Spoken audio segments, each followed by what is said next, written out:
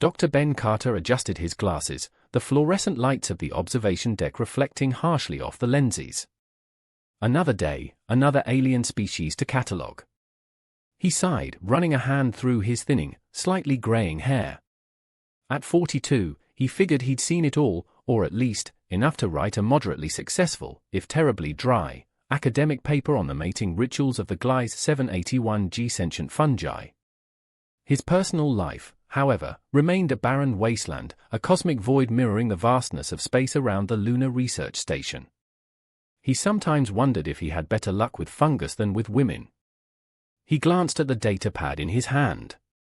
The new arrival, a species designated as a KRYLL, was due any minute. The KRYLL were a sentient species resembling bioluminescent jellyfish, and the preliminary reports were sparse. Apparently, they communicated through complex patterns of light and a form of telepathic communication that made the team's linguists look like a bunch of monkeys trying to decipher Shakespeare. Ben adjusted the strap of his well-worn messenger bag, a relic from his Earth days, filled with half-written stories and old synth-pop mixtapes. Incoming, a voice crackled over the comm system, pulling Ben back to the present. He ambled over to the large viewing window, which displayed the docking bay.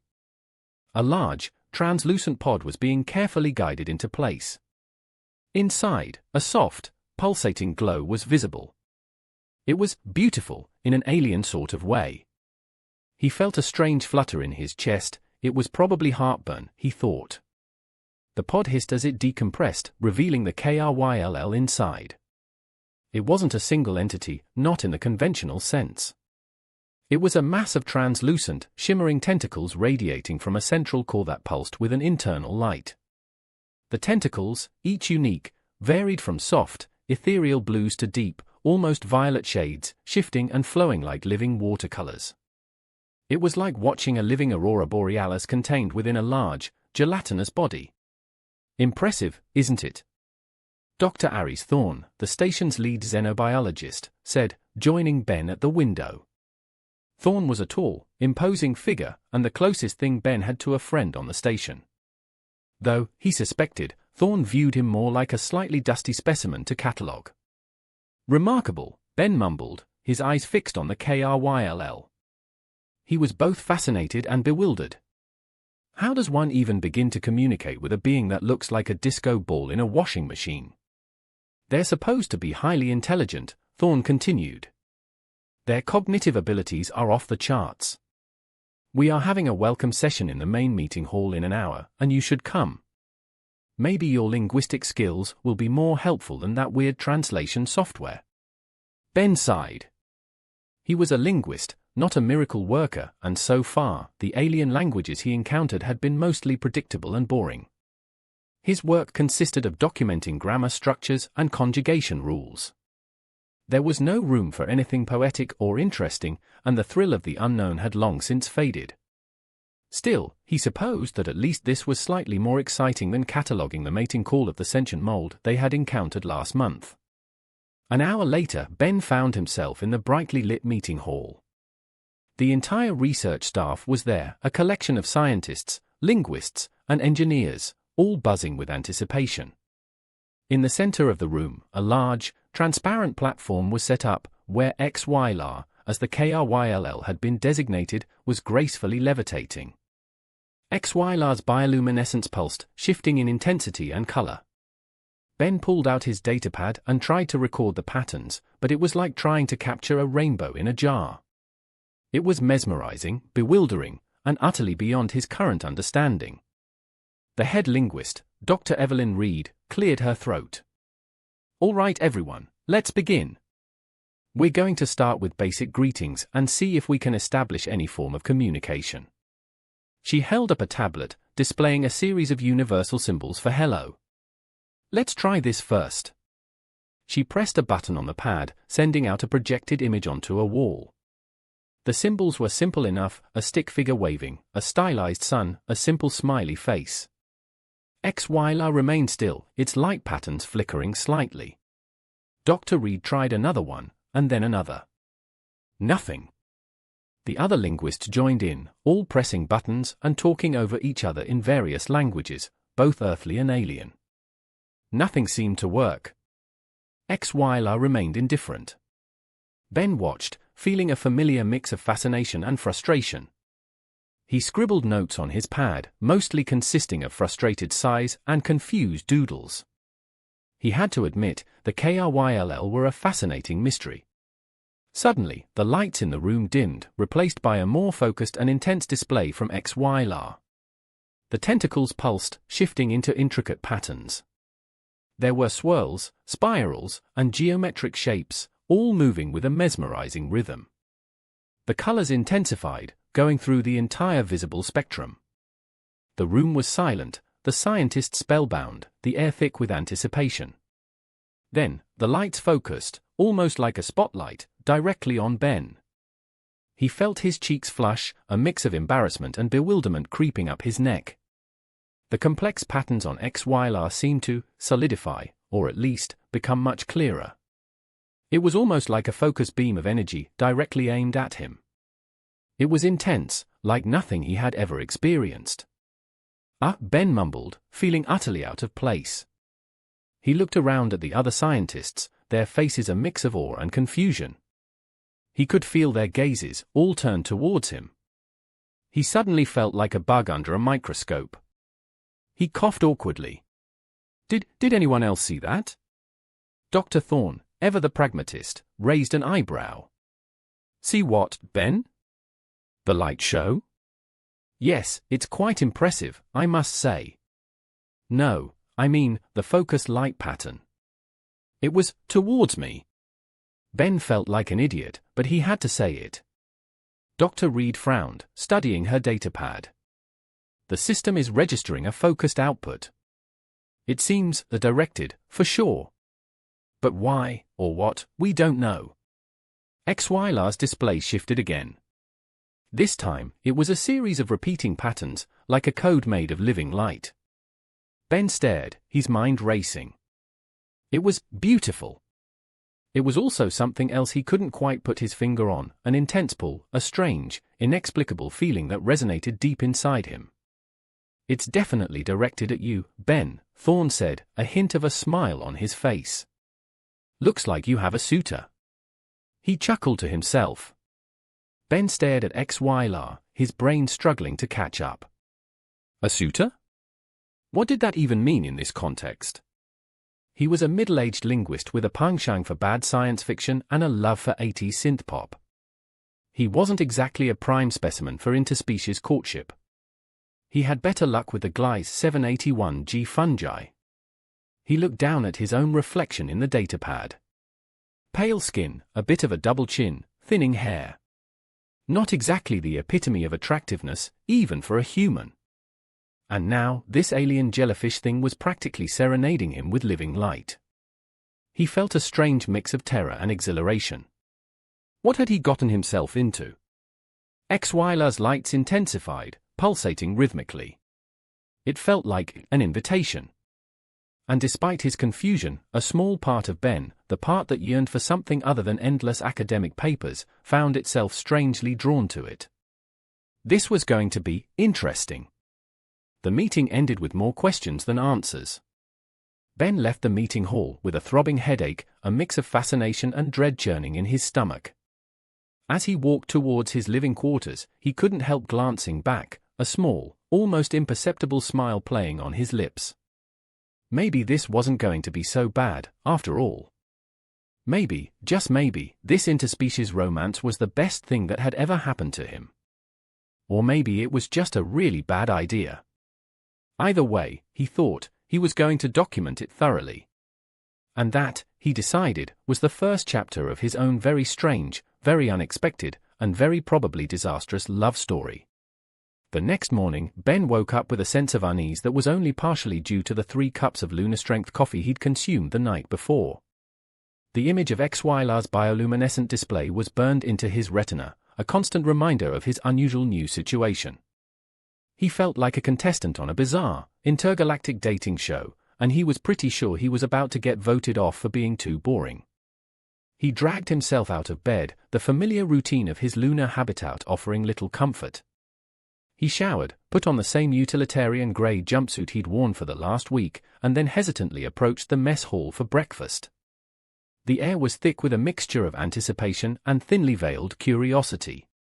He could feel the eyes of the other researchers on him. He tried to keep his head down and avoid eye contact, grabbing a nutrient-paced breakfast ration and retreating to a corner table. "So, how's the courtship going?" Dr. Reed asked, appearing at his table with a mischievous glint in her eye. She slid into the seat opposite him, a cup of steaming tea in her hand. "Did HFY send you any more light-coded love letters?" Ben choked on his nutrient paste, earning a concerned look from a nearby engineer. "It's not a courtship," he stammered, wiping his mouth with a napkin. "It's just an unexplained communication. I think." "Oh, come on, Ben," Dr. Reed chuckled. "You've been chosen by an alien jellyfish. That's practically the stuff of sci-fi novels." "And not the good ones," Ben muttered, pushing the nutrient paste around his plate. He hated when other people made his life sound like a bad story. He preferred keeping his bad writing to himself. "I haven't got a clue what it means. And besides, I'm pretty sure we are dealing with a complex alien language, not some sort of love confession." "Well, whatever it is, you're on the A-list now, buddy," Thorne said, joining them at the table, a wide, almost predatory grin on his face. "Everyone's talking about you. You're the station's resident heartthrob." "Please, just kill me now," Ben muttered, burying his face in his hands. "Don't worry, Ben, I'll be sure to write the eulogy," Thorne chuckled, and then turned serious. "But seriously, we need to figure out what's going on. Dr. Reed and I were thinking we could give HFY its own habitat space. Something bigger than that sterile, clear pod they arrived in. Something more suitable. And who better to manage the setting than the guy who is apparently its main target?" Dr. Reed added with a wink. Ben sighed. He knew he was being roped into this, but there was no escaping now. Besides, he was genuinely curious about the KRYLL and their culture. "Okay, I'll do it," he said reluctantly, already dreading the inevitable awkwardness. Later that day, Ben found himself in the newly designated KRYLL habitat, a large, humid space filled with specialized equipment and translucent partitions. The air was thick with moisture, and the temperature was noticeably warmer than the rest of the station. It felt like being in a tropical rainforest, except the trees were replaced by various monitoring devices and tanks. HFY was levitating in the center, its bioluminescence a gentle hum in the dim light. It looked like it was content, if not exactly thrilled. "Okay, HFY," Ben muttered to himself, pulling out his data pad. "Let's try to communicate." Again. He had spent the morning downloading every piece of data the station had on the KRYLL, hoping for a breakthrough. There was very little. The linguists had been able to parse a few basic concepts, but the nuances of the language, especially HFY's complex light patterns, were still a mystery. He started by trying simple gestures and basic vocalizations, hoping to find some common ground. He waved his hand, mimicking the universal greeting symbol, and spoke a few phrases from the database. "Hello. I am Ben. How are you?" he said, feeling ridiculous. HFY's response was a series of pulsating light patterns that shifted rapidly, creating a kaleidoscopic effect. It was beautiful, confusing, and utterly impossible to decipher. Ben sighed, feeling like he was talking to a particularly sophisticated lava lamp. "Right, okay. Let's try something else," he said, feeling a wave of frustration. He pulled out a small synthesizer he had brought from his living quarters, a vintage model he had painstakingly restored. He figured that since the KRYLL language seemed to be light-based, maybe they could understand music. He set it up on a nearby table, plugging in the ancient power source. He started by playing a simple arpeggiated sequence, a gentle, melodic pattern that he hoped would be soothing. HFY's light patterns responded, shifting and swirling in time with the music, but it was still just abstract patterns. Ben tried a few other sequences, experimenting with different tempos and tones. He tried to mimic HFY's light code. Nothing seemed to convey any real meaning. Okay, this is going to take longer than I expected, he said aloud to himself and to HFY, but then an idea struck him. He started playing a very specific 80s synth-pop song, a personal favorite of his, Take On Me by a-ha. The catchy melody and distinctive synth lines filled the room, the sound echoing around the large space. HFY's lights intensified, shifting in complex and rhythmic patterns that followed the beat. It was as if the KRYLL was actively engaging with the music, its light patterns synchronized with the melody and the rhythm. Ben felt a shiver go down his spine, a mixture of awe and excitement. This was it. He was finally communicating with the alien. He stopped the music. HFY's lights dimmed slightly, its tentacle moving in a slow, almost wistful way. Then, the light started to pulse, following a specific pattern, a simple sequence, that Ben somehow seemed to understand. He realized, with a thrill, that the patterns were not random. It was a message. He grabbed his datapad and carefully sketched the light patterns. As he drew, a strange feeling washed over him, a mix of intense emotions that were not his own. It was a powerful sensation, like a wave of sadness and longing, mixed with a hint of curiosity. He stumbled back, clutching his head. "Whoa, what was that?" he mumbled, feeling disoriented. He checked his notes, and realized that, despite the emotional chaos, he had deciphered the message. It was an introduction, a simple statement of identity. It was as if the KRYLL was not only communicating through light but also, somehow, through emotions. It was a glimpse into their inner world, something he was not sure he was ready for. He quickly translated the light patterns into human language, typing on his datapad, "I them. XY. He then pressed the translation button on his datapad and it produced a rough estimate of what he had written in a guttural, clicking language, which, in turn, was translated to a somewhat crude verbal approximation. "Nice to meet you too, XY, Ben said, feeling a strange sense of accomplishment. "I'm Ben, as you might know. I also have a very awkward sense of personal space, so be warned." XY's bioluminescence pulsed again, this time with a slightly different pattern. He looked at his notes, translating what he saw, and he almost dropped his datapad when he realized what was said. "I understand you and your emotions, interesting," the translation said. Ben felt his ears turning red. He had not realized how much of his inner turmoil had been visible in his emotions. It was clear that XY was sensitive to that. "You understand?" "I'm not sure if I like that at all," Ben said with a nervous chuckle. "I was having a pretty angsty day, if you were feeling all of that." "So, sorry?" XY's light shifted again, this time into a pattern that almost looked like laughter. Ben tilted his head in confusion. The patterns were definitely more playful now. The sense of emotional openness seemed to be more fun, more playful. This was all very confusing. And very, very weird. "Okay, so, you have a sense of humor." "Great," Ben muttered, feeling both relieved and utterly perplexed. "This is going to be more complicated than I thought." He spent the rest of the afternoon in XY's habitat, trying different musical sequences, scribbling notes, and navigating the strange emotional currents that seemed to accompany their interactions. He discovered that XY had preferences, like it loved the slightly melancholic tunes, but reacted in disgust to anything with too much screaming. He managed to establish a rudimentary communication system, a mix of light patterns, gestures, and translated phrases. The KRYLL also seemed fascinated by his synthesizer, its tentacles reaching out to touch the instrument with delicate curiosity. By the time he finally left the habitat, Ben was exhausted, his brain buzzing with new information. He felt a strange sense of connection with XY, a feeling he hadn't experienced in years. He was also more than a little bit terrified. He had just spent the day communicating with an alien through light and music, and that alien was now reading his mind. And liking it, apparently. As he headed back to his quarters, he couldn't help but feel a strange sense of anticipation. He was not sure what was going to happen, but he knew that his life was about to get a whole lot more interesting. And a whole lot more awkward. He smiled to himself, pulling out his old synth-pop mixtape. He had a feeling he was going to need it.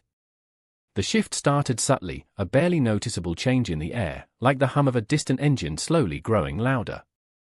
Ben initially chalked it up to the lunar station's notoriously unreliable climate control system. But then the flickering began, not the usual, mundane fluctuations of the station's lights, but a strange, pulsating rhythm that seemed to resonate deep within his bones. It was the KRYLL mating season, and it was kicking off with all the subtlety of a supernova. Ben had read about it, of course. The scientific papers described it with detached clinical language, detailing the heightened bioluminescence and emotional output. But no amount of academic jargon could have prepared him for the reality. HFY's light patterns became a swirling vortex of colors, shifting and changing with an intensity that was almost overwhelming. The gentle hum that had filled the habitat now vibrated with an almost palpable energy. He found himself drawn to the KRYLL's habitat, like a moth to a particularly dazzling flame. He tried to work on his notes, but his thoughts kept drifting back to the complex pattern swirling before him. It was like watching a cosmic dance, each pulse and flicker a statement of emotion that he could feel resonating deep inside him. "It's intense," Ben muttered, scribbling furiously on his datapad, trying to capture some semblance of the patterns. He felt like a butterfly collector trying to pin down a storm. "Intense is putting it mildly," Dr. Aries Thorne said, his voice sounding slightly strained. He appeared at the entrance of the habitat, a look of bewildered fascination on his face. "The whole station is starting to buzz. I think the other aliens are starting to feel it as well." "So, it's contagious?" Ben asked, his eyes fixed on HFY's display. "Well, not exactly contagious," Thorne replied. "More like empathic resonance. The KRYLL's heightened emotional state seems to be having an effect on everyone, especially those with a certain predisposition." "And you're saying?" Ben prompted, feeling a strange mix of amusement and apprehension. "I'm saying, Ben, that you're about to experience something unique," Thorne said with a wry smile, then hurried off, muttering something about regulating the energy conduits and avoiding the cafeteria. Ben looked back at HFY, whose lights pulsed with a new intensity. He could feel the shift in his own emotions, a strange mixture of excitement, anxiety, and a faint stirring of something else, something he couldn't quite define. It was like a melody building to a crescendo, a symphony of alien emotions that he was somehow a part of. He tried to refocus on his research, pulling out his synthesizer. Maybe, he thought, he could use the music to find some way to channel this surge of emotions. He started playing a familiar 80s synth-pop song, hoping that it would help him calm the storm within him. He chose Never Gonna Give You Up, because if there was ever a time to rickroll an alien, this was it. But HFY's response was different this time. Instead of just following the rhythm, it started to mirror the emotional intensity of the music, its lights flashing with a chaotic energy that was both alluring and overwhelming. Ben realized, with a sudden jolt, that he wasn't just an observer anymore. He was a participant. He was part of the mating ritual, whether he liked it or not. "Okay, so, this is happening," he muttered to himself, his cheeks flushed. He could feel a strange heat rising in his chest, a sensation that was both thrilling and utterly terrifying. The following hours were a blur of light, music, and increasingly bizarre interactions. HFY's emotional output intensified, manifesting in complex patterns that seemed to echo Ben's own feelings. He found himself laughing at jokes he didn't quite understand, feeling a sudden surge of affection for a particularly dusty potted plant, and having a surprisingly vivid and frankly inappropriate daydream involving a very muscular alien engineer and a rather large set of wrenches. The emotional spillover was intense, almost overwhelming, and he had no idea how to stop it. He wasn't the only one affected. The station became a hotbed of strange behaviors. Scientists argued about the optimal placement of potted plants in the KRYLL habitat. Engineers tried to rewire the ventilation system to match the emotional frequencies of the KRYLL's bioluminescence. A group of xenobotanists started singing a strangely harmonious rendition of the Total Eclipse of the Heart to a group of confused, but strangely entranced, Gliese 781G fungi. The station was a mess, but it was an organized mess, if that made any sense. Ben tried to take some notes, but his datapad was now filled with frantic scribbles, half-formed sentences, and rather alarming doodles of himself and XYLR in various, and increasingly bizarre, scenarios. He was struggling to maintain any semblance of composure, his emotions swinging wildly from one extreme to another. He was convinced that he was losing his mind.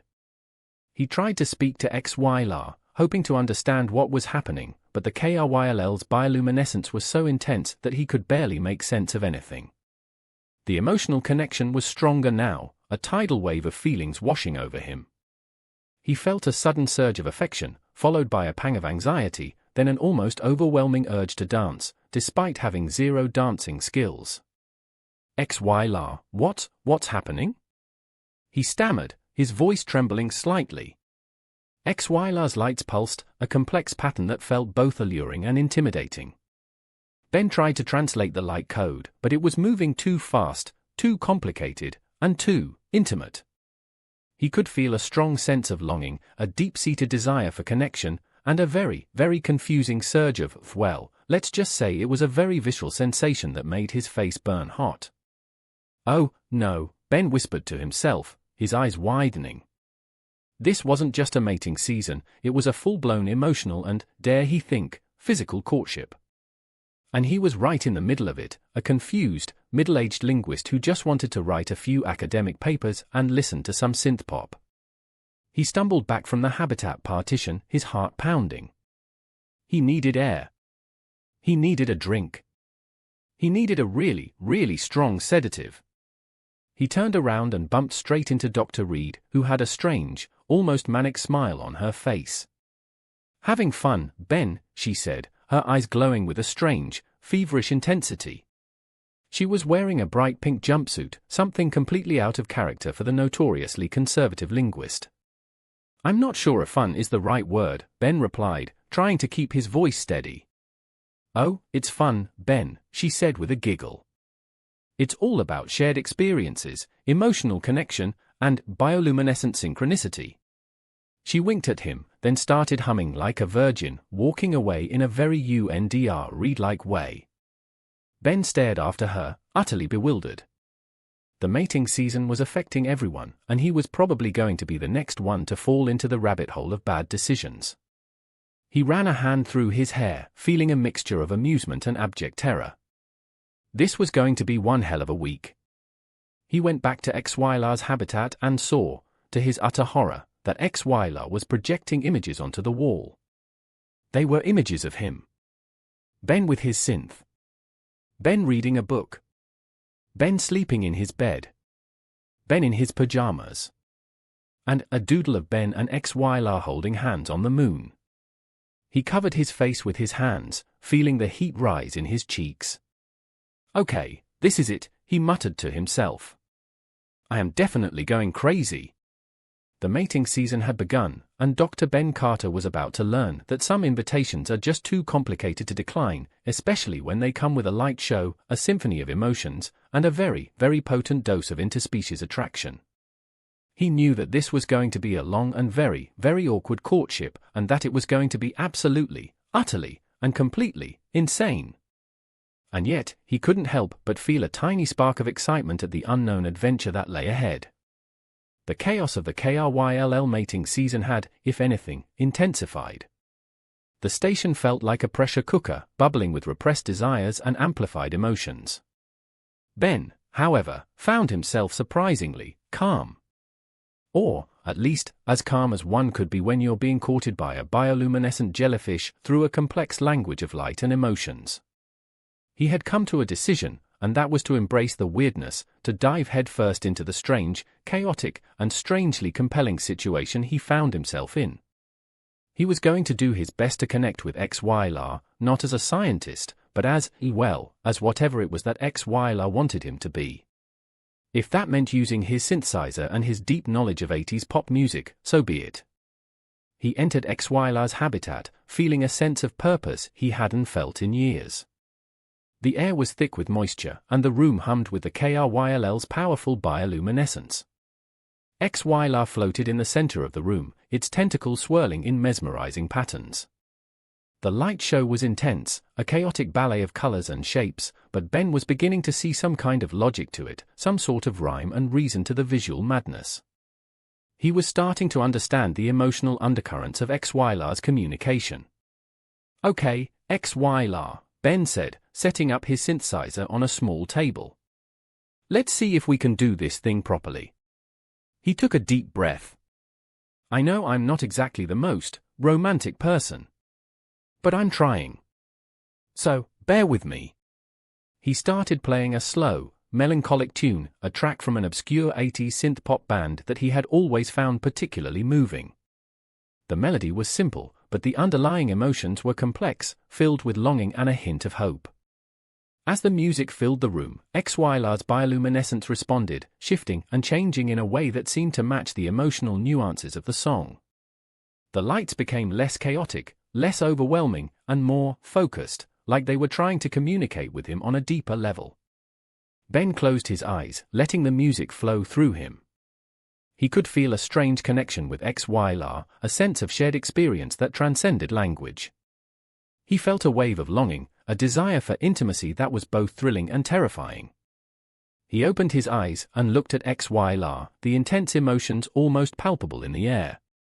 He realized that this was not just about communication. It was about sharing something that was deeper, more profound, and much more vulnerable. He stopped playing, the silence in the room suddenly heavy with unspoken emotions.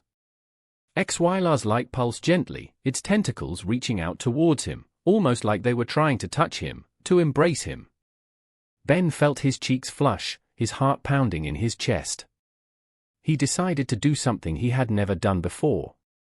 He reached out, carefully, his fingers just barely grazing one of XYLA's tentacles.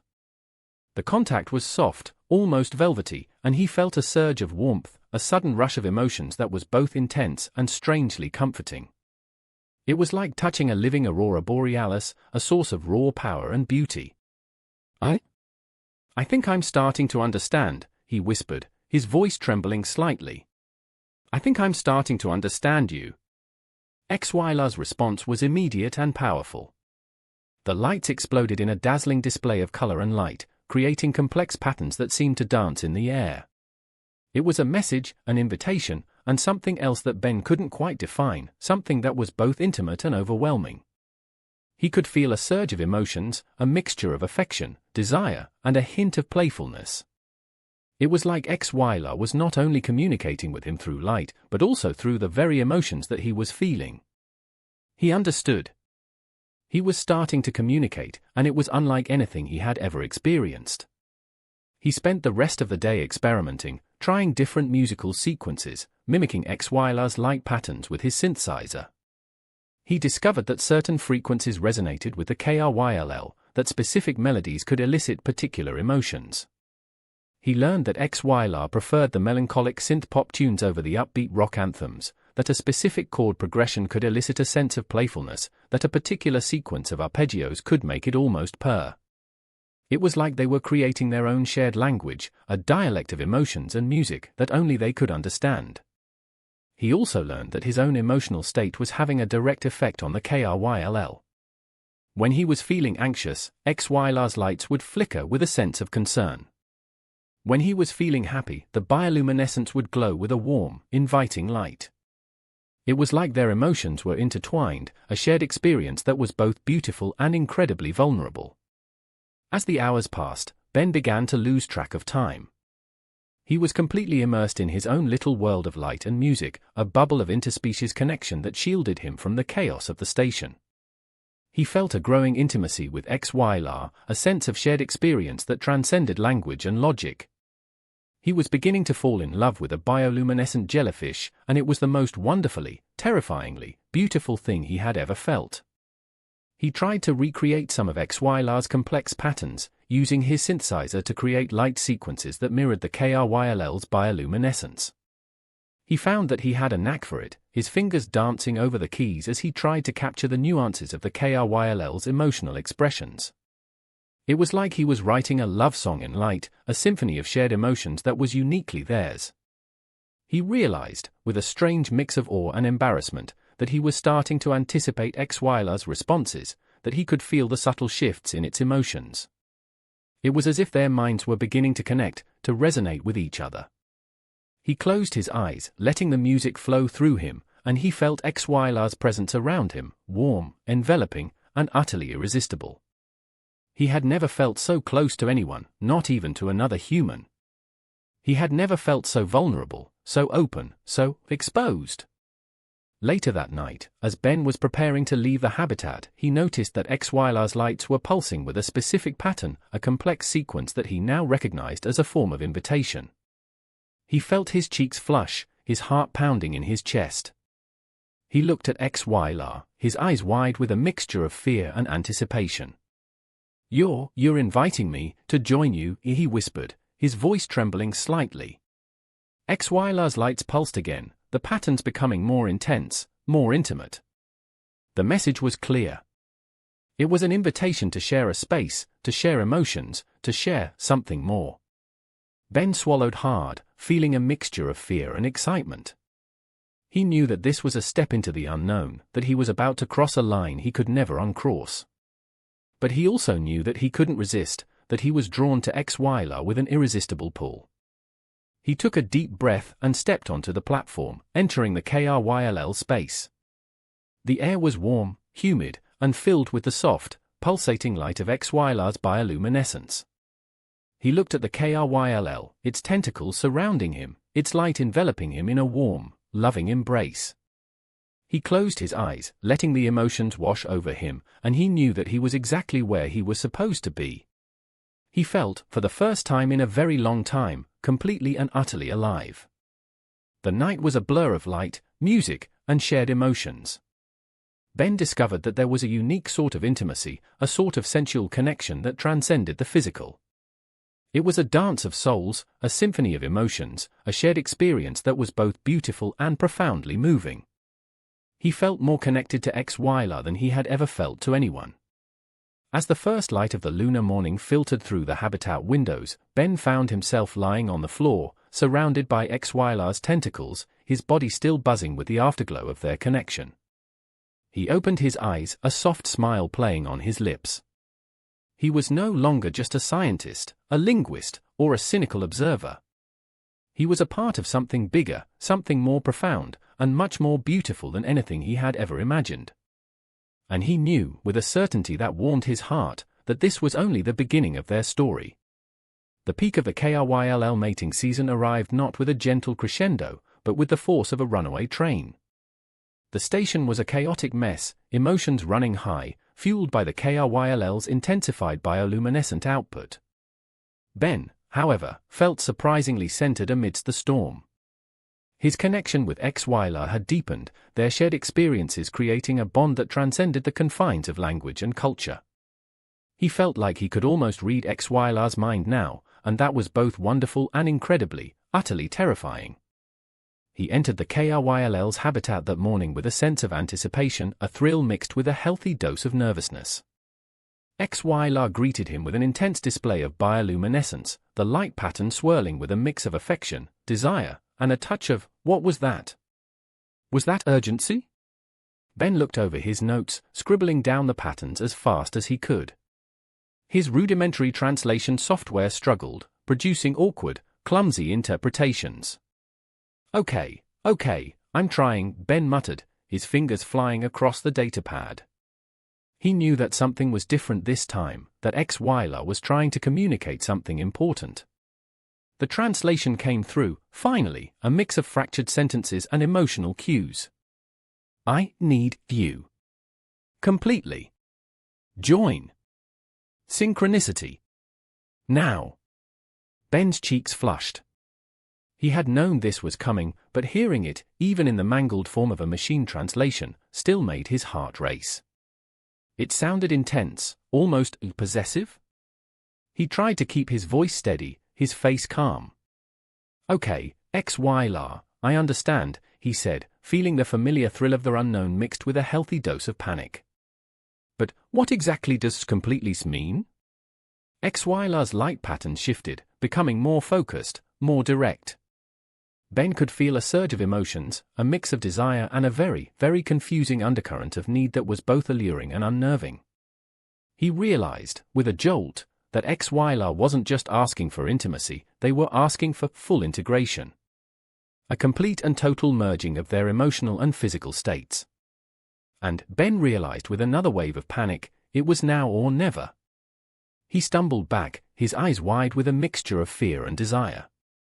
He was a scientist, a linguist, not a participant in an interspecies merging ritual.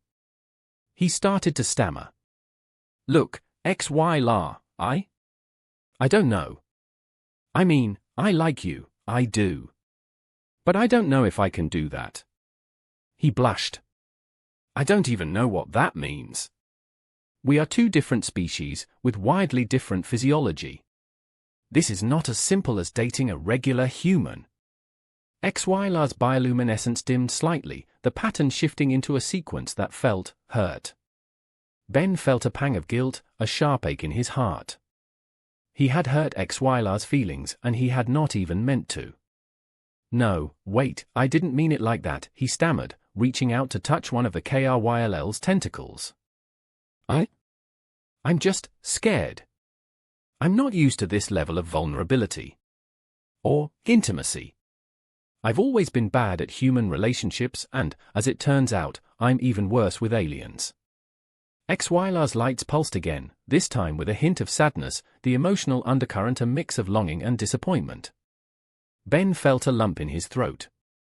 He had been so caught up in his own insecurities that he hadn't even considered HFY's feelings. I'm sorry, he said, his voice trembling slightly. I didn't mean to hurt you. It's just... I'm not sure I'm ready for that level of commitment. He pulled away his hand. HFY's lights dimmed further, the room feeling strangely heavy with unspoken emotions. Ben felt a surge of guilt and a deep sense of regret.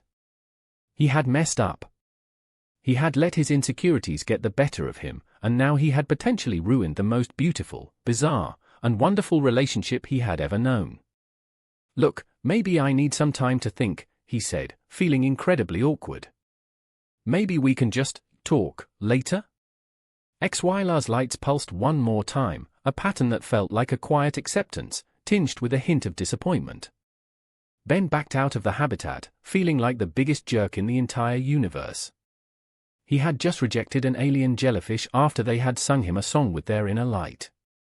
He wandered aimlessly through the station, feeling completely lost. He knew he had hurt HFY, and the thought made his stomach clench. He needed to clear his head, to try and understand what was going on inside him. He ended up in the station's hydroponics lab, surrounded by the lush greenery that served as a reminder of Earth. He sat on a small bench, staring at a particularly leafy plant, trying to make sense of his chaotic emotions. Having a rough day, a voice said, startling him. He looked up to see Dr. Evelyn Reed, her usual prim composure replaced with a slightly disheveled, almost manic energy. You have no idea, Ben sighed, rubbing his temples. Oh, I think I do, Dr. Reed said with a knowing smile, holding out a mug of tea. Mating season has a way of making things complicated. Especially when you are the object of an interspecies courtship. Ben took the tea, grateful for the distraction. It's more than that, he said, taking a sip. I think I messed things up with HFY. They wanted to merge, and I panicked. I'm such an idiot. Dr. Reed chuckled, a sound that was both reassuring and slightly unnerving. Merging, you say? Interesting. That does seem intense. But don't beat yourself up, Ben. It's all part of the process. You just need to embrace the awkwardness, the confusion, the messiness of it all. That's easy for you to say, Ben muttered. You're not the one being courted by a bioluminescent jellyfish. With a possible merging involved. He added with a whisper. True, I'm not, Dr. Reed said with a twinkle in her eyes, but I am an observer of human and alien behavior. And I can see that you care about HFY. And it cares about you. And sometimes, the scariest things are the ones most worth experiencing. Before Ben could answer, an alarm blared through the station, a loud, urgent sound that made his heart jump. The lights flickered, the the air buzzing with tension. "What's going on?" Ben asked, his voice laced with panic. "I don't know," Dr. Reed replied, her face suddenly pale. "But it's not good." They rushed towards the main control room, where they found the rest of the station's crew huddled around the monitors. The images on the screen were chaotic, the data streams erratic. XYLA's habitat was glowing with an intense, almost blinding light, the energy output spiking to dangerous levels. "What the hell is going on?" Thorne yelled, his voice laced with panic. "It's XYLA," one of the engineers replied, his voice trembling. "Their emotions are off the charts. The energy output is unstable. It could trigger a chain reaction." Ben felt a surge of terror mixed with a deep sense of responsibility. He had rejected XYLA, had hurt their feelings, and now it was in danger. And it was all his fault. He rushed towards XYLA's habitat. He knew what he had to do. He entered the habitat to see XYLA's bioluminescence at its most intense, the light pulsing with a chaotic energy that threatened to engulf the entire station. The emotional undercurrent was overwhelming, a mix of pain, confusion, and a raw, visceral need for connection. He had to do something, and he had to do it now. He pulled out his synthesizer, his fingers flying across the keys as he started to play. The melody was simple, a slow, melancholic tune that he knew resonated with XYLA. He closed his eyes, letting the music flow through him, pouring all his emotions, all his regrets, all his love into the melody. He played for what felt like an eternity, his fingers aching, his voice trembling, but he didn't stop. He poured his heart out into the music, a song of apology, a song of love, a song of desperation. He let the music become his language, his way of reaching out to XYLA, of telling them that he was sorry, that he cared, that he was not going to let them down. As the final notes faded, he opened his eyes and saw that XYLA's lights had started to dim, the chaotic energy subsiding. The emotional undercurrent was still there, but it was calmer, less overwhelming, and more accepting. He had done it. He had somehow calmed the storm. He stepped forward, reaching out to XYLA. "I'm sorry," he whispered, his voice choked with emotion. "I was scared. But I'm not anymore. I'm ready. I'm ready for whatever you want from me." XYLA's lights pulsed softly, a pattern that felt like forgiveness and something more. It was a silent agreement, a mutual understanding that had transcended words, culture, and even the boundaries of their different species. Ben knew that this was it, that he was about to cross a line he could never uncross. And he knew, deep in his heart, that he was finally ready. The immediate crisis had passed. The energy surge from XYLA had subsided, the station was no longer in imminent danger of becoming a giant, intergalactic glow stick, and a strange sort of calm had settled over the lunar base. The mating season was technically still in effect, but the chaotic intensity had faded, replaced by a softer, more reflective mood.